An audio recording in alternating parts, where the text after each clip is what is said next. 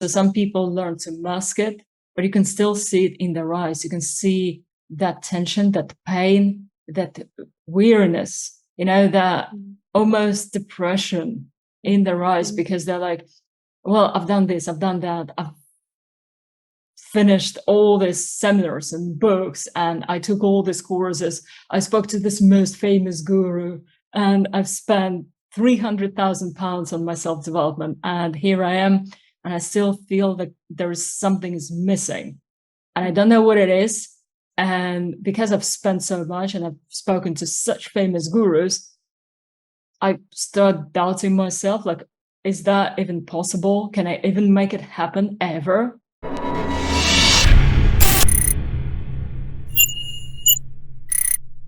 It's something to meditate on until it sticks, to feel that you really are an expression of the power that created worlds. And by definition, this power has created so many amazing things. It created the universe. And because you are also a product of this power, you have the same kind of magnificence as the galaxies. So you need to think about it until you start feeling it within yourself, so you can connect and you make it visceral, as in you feel it in your body, you feel it in you, you feel that connection. So doing that usually cures all this kind of twisted ego ideas, because you see, our true self lies beyond the levels of our mind. It's the essence of light. But then the mind, which is also like a living organism in a way, and it has its own ideas. So remember the 4 levels of the mind. So the ideas of unworthiness come from the connection of the astral mind and the ego mind, because the astral mind holds on to traumas and the ego mind makes up stories based on that. So this is why. And so to heal that, each level of the mind has power over the levels that are beneath it, right? So the astral mind has the power to make the body healthy or ill because of the traumas. And then the ego mind or the conscious mind can make the astral mind reconsider and clear its traumas, because you can look consciously and you're like, oh, that is a lot of BS. I thought it was true, but now when I think about it, it just doesn't. Like, it was something that I picked up as a child where I didn't have any real knowledge of the world or the reference, and I completely misinterpreted it. And as you realize that, suddenly that trauma is dissolved. Okay, and that is done through the conscious mind.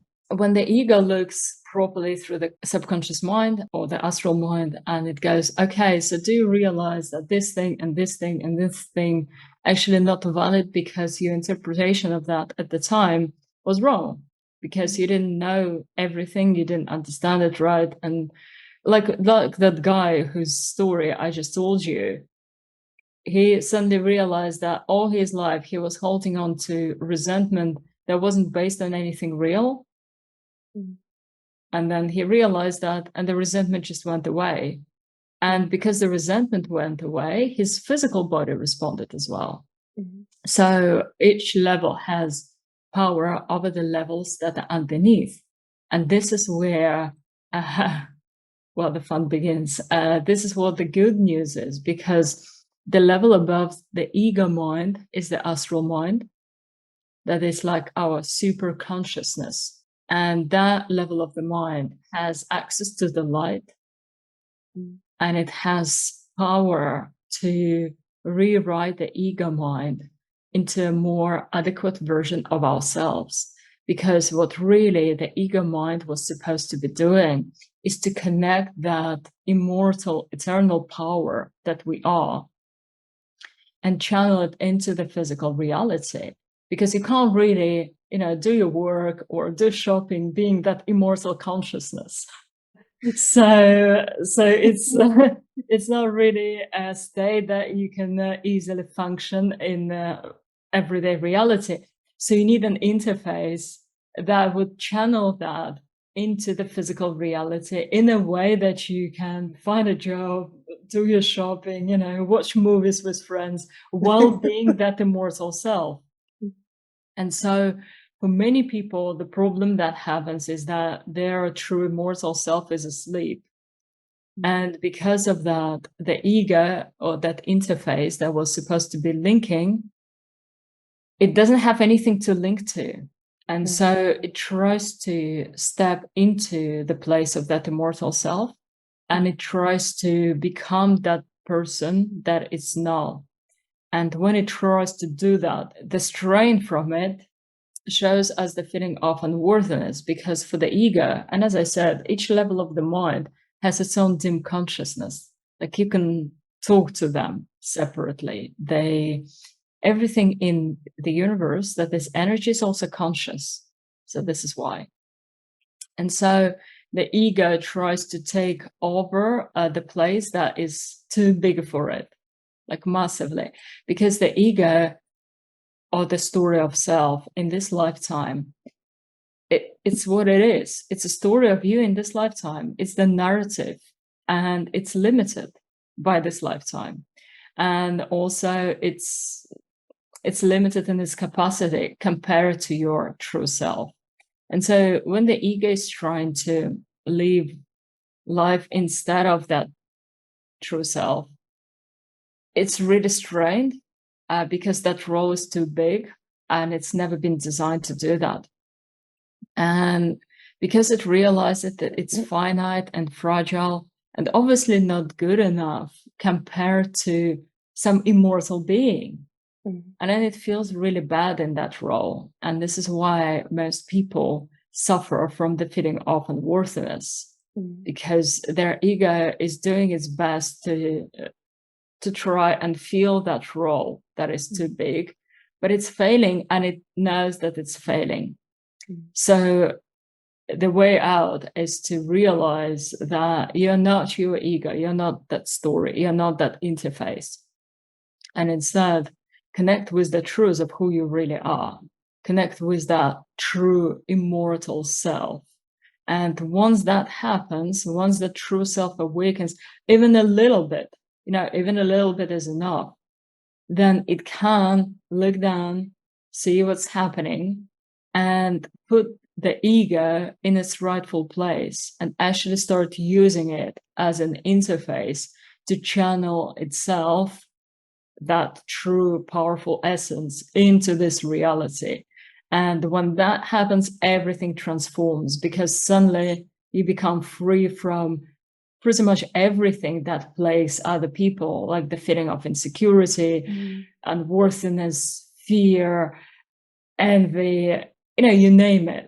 All those negative emotions that stem from one place, which is the place of insecurity, the place of feeling not good enough, disappear, because there is no foundation anymore for not feeling good enough, because you understand, and not just understand mentally, you actually feel, you experience yourself as that immortal, powerful being. And same as, think of the sun in our solar system.